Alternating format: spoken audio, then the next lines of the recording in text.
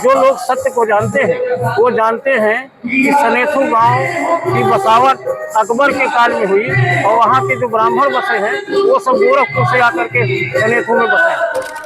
Gita press Gorakhpur, ये दोनों लोगों ने मिलकर के सनातन में राजनीति का प्रवेश कराया। जो हमारा अद्वैतवाद है, जो हमारा आत्मा और परमात्मा का मिलन है, जिसके लिए आज शंकराचार्य ने काम किया, उसकी तरफ हम देश को ले जाना चाहते हैं।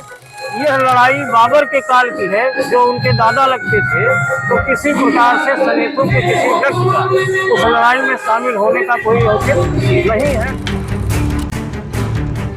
नमस्कार साथियों, मैं हूं खबर मंडी से ओम प्रकाश सिंह और आज बातचीत करने के लिए हमारे साथ मौजूद हैं सूर्यकांत पांडे जी, शहीद अशफाक उल्लाह खां शोध संस्थान के निदेशक हैं। और आज के इस कार्यक्रम में जहां पे आए हुए हैं स्वामी अग्निहोत्रानंद जी हैं, जो शंकराचार्य हैं। उनकी जो गौ रक्षा आंदोलन चल रहा है उसकी यात्रा के तहत वो आज अयोध्या में है और उस कार्यक्रम के ये एक प्रमुख आयोजक हैं सूर्यकांत जी। इनकी मैं आपको पृष्ठभूमि पहले बता दूं कि ये राजनीति से बिलोंग करते हैं, राजनीति इनका पेशा है कह लीजिए, और उसी में रचे बसे रमे रहते हैं।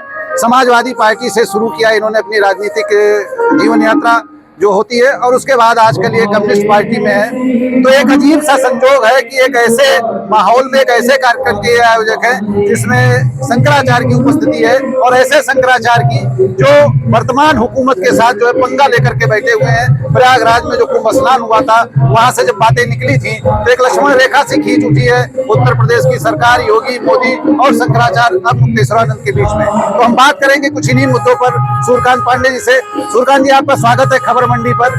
हम ये जानना चाहते हैं कि कैसे आपका मन परिवर्तन हुआ कि जो है आप कम्युनिस्ट की राजनीति करते हैं, जिसे कहा जाता है कि वो धर्म विरोधी है, और आप शंकराचार्य के आयोजक हैं कार्यक्रम के।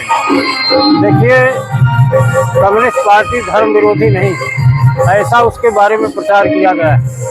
जो कार्ल मार्क्स थे उन्होंने कहा था कि अगर कहीं मिट्टी का ढेर है तो आप मान लीजिए कि कहीं पर गड्ढा है। मिट्टी का ढेर इसलिए है कि कहीं खुदाई हुई है और मिट्टी यहाँ आई, यानी शोषण हुआ है।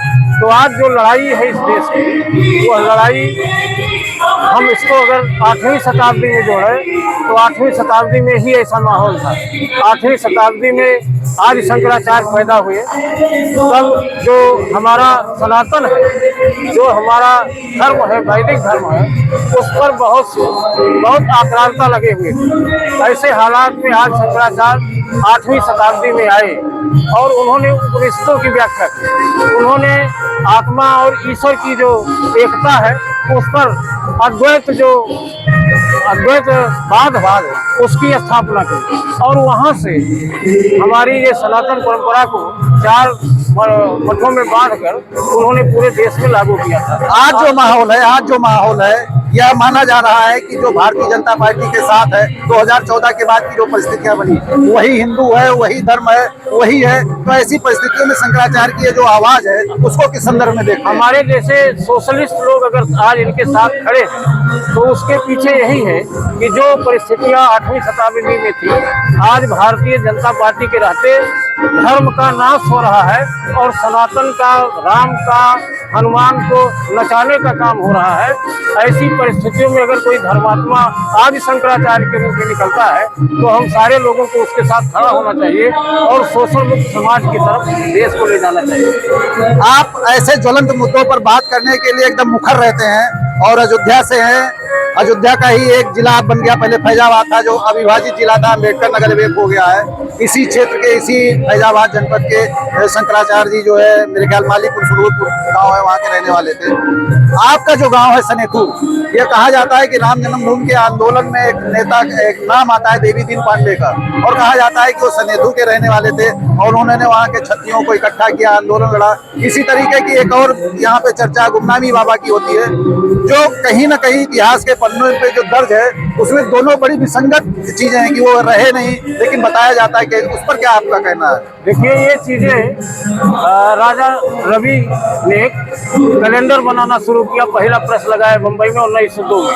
तो 1902 में उनका प्रेस जब चला नहीं तो वो कलाकार थे, और बम्बई के वेश्याओं को बैठा के उन्होंने देवी देवताओं का चित्र बनाया। ये तथ्यात्मक बात। और गीता प्रेस गोरखपुर, ये दोनों लोगों ने मिलकर के सनातन में राजनीति का प्रवेश कराया। जो लोग सत्य को जानते हैं वो जानते हैं कि सनेथु गांव की बसावट अकबर के काल में हुई और वहाँ के जो ब्राह्मण बसे हैं वो सब गोरखपुर से आकर के सनेथु में बसे। तो यह लड़ाई बाबर के काल की है, जो उनके दादा लगते थे।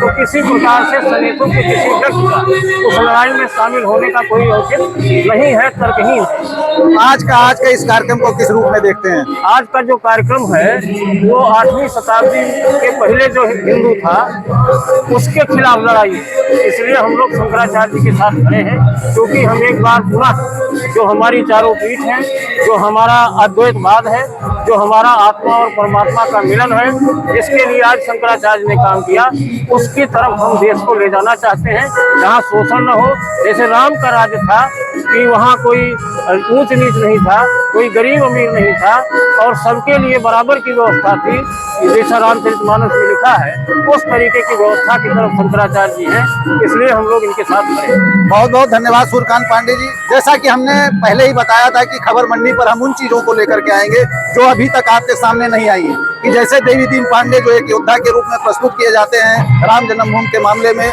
उनके बारे में, और दूसरा यह शंकराचार्य को लेकर के जो तमाम नैरेटिव मीडिया में सेट किया जाता है, वह आप यहाँ देख सकते हैं कि एक कम्युनिस्ट विचारधारा की पृष्ठभूमि के व्यक्ति को भी जो है शंकराचार्य ने अपनी तरफ खींच लिया है। तो ये एक बड़े बदलाव का संकेत है। इन्हीं सारे मुद्दों के साथ हम आपसे फिर मिलेंगे, तब तक के लिए नमस्कार।